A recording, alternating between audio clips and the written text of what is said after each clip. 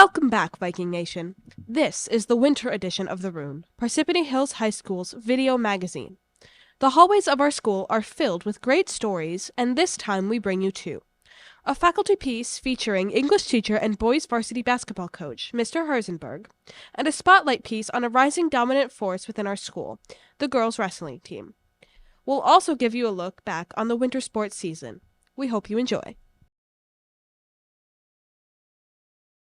This time around, our teacher spotlight is focused on Mr. Herzenberg, a veteran special education English teacher here at the Hills, whose talents lie not just in the classroom, but on the court and in front of the microphone. Like Senora Forte, who was the focus of our teacher spotlight for the fall edition of the Rune, Mr. Herzenberg had a non-linear path into teaching. Well, as you know, I went to college and I just was getting my degree in English Lit because it just seemed interesting to me. I like the poetry, I like the language. And when I graduated college, I came home with really no idea what I was going to do with it. And my mother, who was an elementary school teacher for 30 years, she kind of said that, why don't you go back and get your teaching certificate? Mr. Herzenberg did a short stint of teaching in another district before coming here, but he left because he hadn't yet found his niche. He decided to make even more changes in his life. Changes that started with a road trip. And I quit my job after the second year, and I drove cross country with my two best friends for a month. When I came back from my little odyssey in traveling, I got a job interview here, and it was under the contention that would I be interested in getting my certificate in special education, which I didn't have at the time. And so they said they could hire me on a provisionary license if I enrolled in a program. So as a result, I went back to school and I got my certificate in Teachers of Students with Disabilities. And I went on to get my master's. Teaching is just one facet of Mr. Herzenberg's life. Even those who have never had him as a teacher are likely to know him as our boys varsity basketball coach, a role that has roots in his childhood passion for the sport. It wasn't a role that he took on right away. And I had played in the 3-on-3 tournament that Sue Bonnet runs. And that was like I guess that was like my early 30s, so I still got a little movement in me. And not that I'm super old now, but I was like killing dudes in this 3-on-3 tournament. And so kids started talking like, hey, Mr. Herzenberg could play. And when the job opened up, I ended up talking to Mr. Ricker, and he's like, would you want to do it? There was no pressure or standard at the time. So I took it, and it was a big shell shock for me based on my previous basketball experience, which was like very serious, and it was like a way of life when I was a teenager in my early 20s in college. And so I had to try to just build it from the ground up. It took me a while to accept that the way I viewed basketball when I was young, like it was my end-all be-all from age, essentially 14 to 22. And it took me a while to make my peace with that. It wasn't going to be that high of a priority for every single kid who comes out for the basketball team. Not everyone was as passionate. Some kids just liked to play because it was a sport to play in the winter. Some kids were into it. Some kids had one foot in, one foot out. So that was the biggest struggle for me is dealing with when you're in charge of that many individuals, there's going to be a big variety in the commitment level. His current boys program is a dominant one. There's a depth of talent that he's exceptionally proud of. I'm most proud of especially my players that I have now, my seniors. I've had a lot of them, some for 4 years. I've been coaching. I feel like that's a long time to know anybody, is for 4 years. And just their growth, seeing it through. We've been through big wins and tough losses, and there's just the real reward of the perseverance of the journey. It's nice to reap the rewards of all the hard work. When asked to reflect on his coaching style, he noted his balance of passion with restraint. I try to ebb and flow. I'm not like a theatrical. Some coaches are really theatrical, hopping up and down, running on the court. I've been standing up more this year, consciously, but my favorite teams growing up were Phil Jackson coached teams, and he had a very stoic approach where he exuded calmness, and therefore it translated to his players who played with a certain poise. And I always liked that more than the idea of someone being like, do this, run back. Like, you know, I don't like that. I do have to do it because it's not Michael Jordan, Kobe Bryant out there. Like, you know, they need structure, they need instruction. It's not professional, but I don't like being an over-the-top, rah-rah coach. Mr. Herzenberg's laid-back style is also noticeable during his musical performances.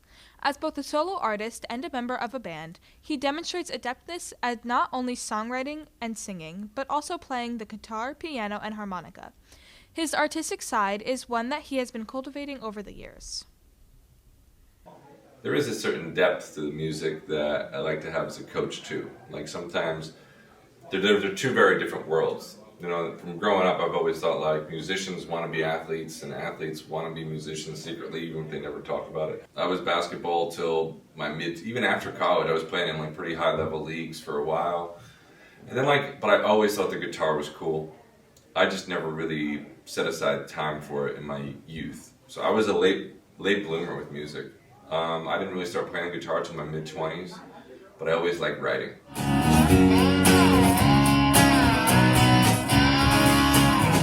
There's a pleasure in a pathless woods, and there's a rapture on a lonely shore, and there's a warring out for stolen goods in the basement of the girl next door. I know you weren't invited, but I'm really glad you came. So I didn't pick up the guitar and was like, let me learn this Nirvana riff. Like I wasn't like one of those dudes. I was like, hey, what are 3 chords that I can play so I can write my own stuff? Like immediately. I wanted to like create my own music. When asked if he wanted to leave the students here at Viking Nation, any last thoughts, Mr. Herzenberg focused on the need for individuals to focus on their passions in order to find true fulfillment. It's tough being a teacher and still having another life. I think a lot of students probably view teachers as they sleep underneath their desk and they wake up in the morning. Like I always hear stories about, oh, I saw my teacher in the grocery store. It was so weird. Like I forgot they live in society.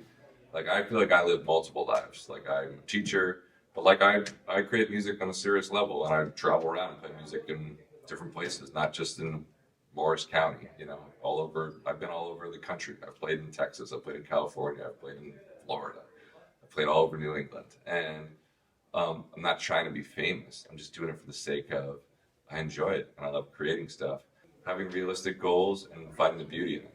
And so it's all about really being a driven person and wanting to make the best possible product you can.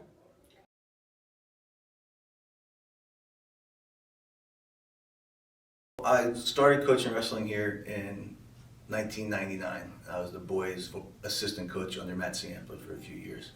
And then after he stepped down, I was the head coach for the boys for about 10 years. And then I decided to take a break and went down to Brooklawn. And while I was at Brooklawn for the 8 years, I had a lot of girls who came out for the team. 7th grade, my friends and I kind of did it as like a dare. In 6th grade, I was supposed to do it, and then I walked in and I saw a room full of guys, and I was like, oh my god, I can't do that, and I left. But Alyssa, actually the other captain, was my friend, and then I came back 7th grade, and I really loved it ever since. And then Ladato's great. Even in middle school, he was awesome. When I was a boys coach, there was 1 or 2 girls who came out, but they never really stuck with it. So I went down to Brooklawn. I usually had a good number of girls who would come out, 4 or 5 girls, and they really liked it. They really enjoyed wrestling. It was a good time. And as they progressed into high school, they weren't coming out. So it was like a mixture of things where they just didn't have the opportunity to wrestle other girls. You know, they had to wrestle boys again. And again, in middle school, it wasn't that big of a deal. When they got to high school, it was a big difference. And so I was seeing girls come through that had wrestled in Brooklyn that just weren't getting a chance to wrestle in high school. And I had a good chunk of them last year that were still here. So I wanted to see if I can start a program and get them going and go to girls tournaments and have girl practices where it's just the girls, and maybe they would come back out, and they were very excited about it. So the whole girls wrestling in general has blown up completely. Like there's schools all over the state that it went from having 1 or 2 girls on each team to some schools had, like Mars Hills has 28, 30 girls. Last year we had 8, and again, I didn't do any recruiting for it. Like I had the 5 girls who had wrestled for me at Brooklawn. I talked to them and they were excited about it. And then they got a few friends. So we ended up with 8, and it worked out really well. It was a great experience, and it went, like I said, it went so well that I decided to not coach Brooklawn anymore and kind of do this full time. And with 1 year, just this fall only of recruiting, I was able to get 21 girls. It was, we had, of the 2 seniors last year, they were both first-year wrestlers, and they both really took a liking to it. They were both heavily looking into wrestling in college at the next level, because even in college, it's an exploding sport. So a lot of teams are picking it up and starting it for the first time, and they need to fill rosters. So we looked at a bunch of schools, and Grace Malloy, who was a first-year wrestler last year, she wanted to do it 100%. So we contacted schools literally from North Dakota to South Carolina and everything in between. And they were all very interested in her, again, with no wrestling experience besides last year.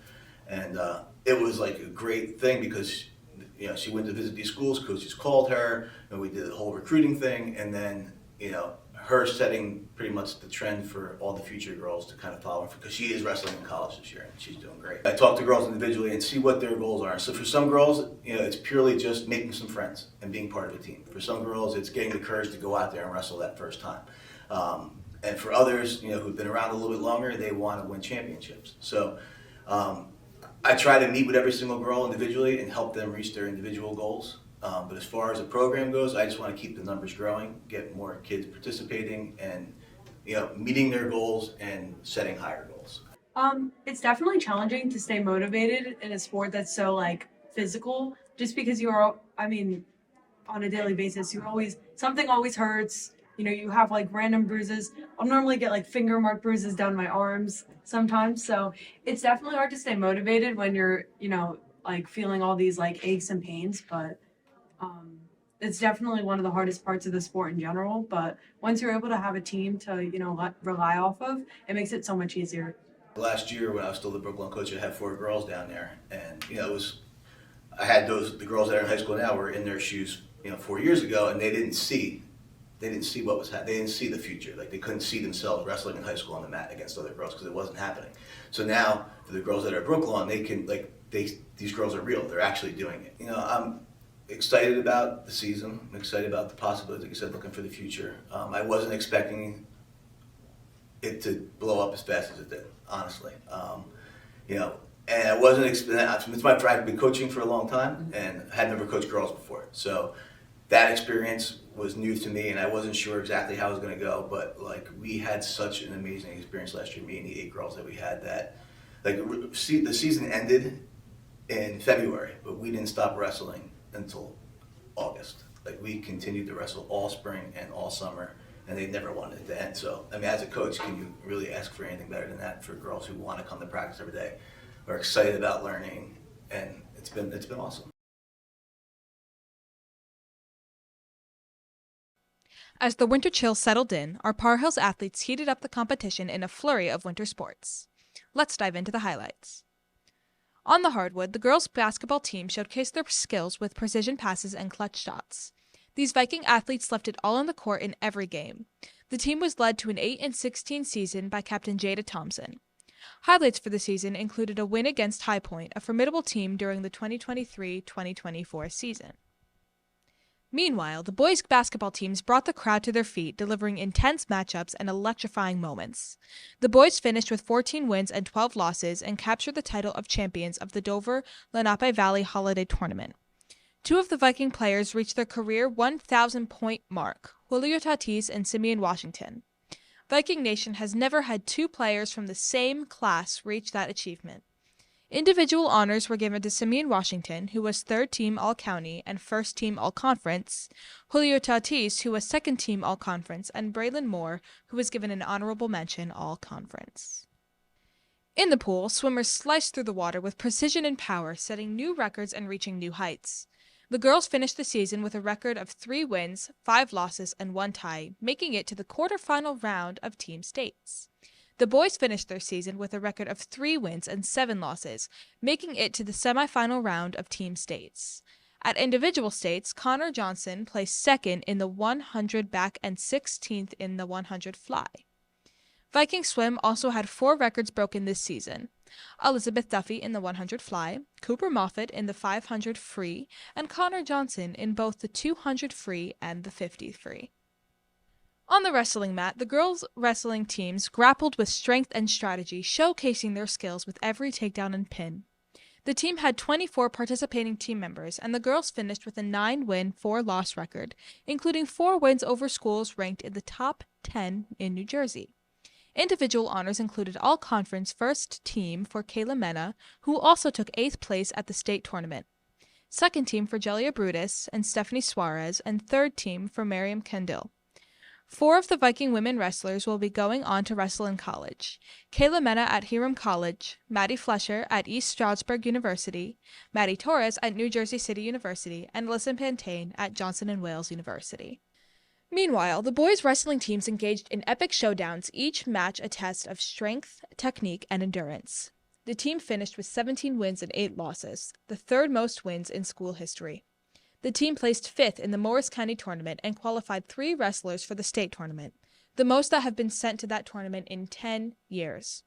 There were wins on the individual front as well. James McGinty recorded his 100th career victory and broke the record for most pins in the season with 27 pins, and teammate Logan Forgatch broke the record for most wins in a season for a freshman with 36 wins. It was certainly a season of tremendous success for these Viking Warriors.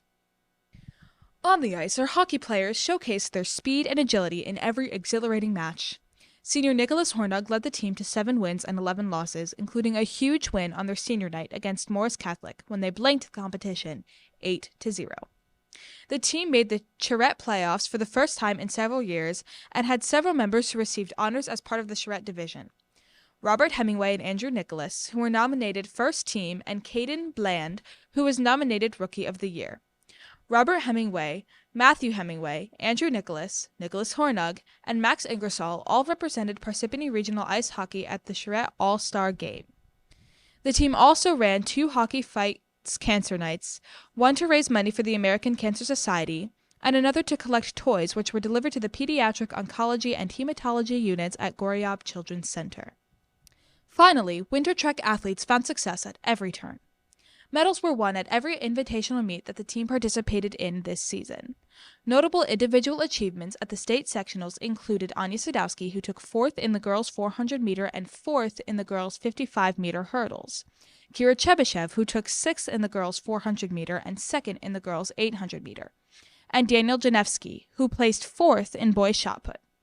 The girls' 4x400-meter relay team of Anya Sadowski, Kaya San Martin, Kira Chebyshev, and Avi Herzog took 5th place. Senior Anya Sadowski will be continuing her track career next year at Stevens Institute of Technology. From the courts to the pools, from the mats to the rinks, and everywhere in between, these winter athletes have certainly left their mark here at the Hills. We'll see you next time, Viking Nation, for a recap of the spring season. That's it for this edition of The Rune. Join us next time when we'll wrap up the year with our spring edition before leaving the halls of Par Hills for summer vacation. Until then, Viking Nation.